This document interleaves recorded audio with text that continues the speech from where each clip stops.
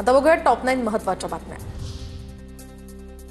आषाढी वारीनिमित्त भाविकांच्या सोयीसाठी विशेष रेल्वे फेऱ्या। सोलापूर विभागातनं विशेष रेल्वे गाड्यांची व्यवस्था, तर नागपूर, अमरावती, भुसावळ, लातूर, मिरज आणि पुण्यातनं सुद्धा धावणार विशेष रेल्वे।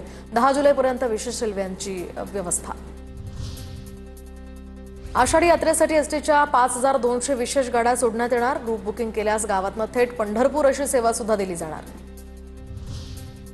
पीक विमा योजनेचा शेवटचा हप्ता लवकरच मिळणार। शेवटचा 1000 कोटी रुपयांचा हप्ता येत्या 2 ते 3 दिवसात कंपन्यांकडे जमा होणार।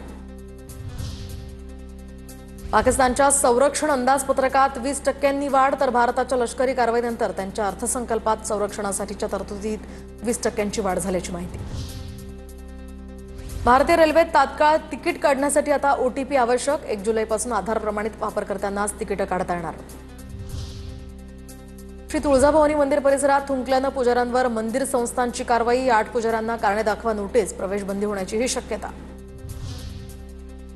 सिंहस्थ कुंभमेळ्याच्या नियोजनासाठी आयुक्त पदाची निर्मिती। कुंभमेळा आयुक्तपदी करिश्मा नायर यांची नियुक्ती झाल्याची माहिती।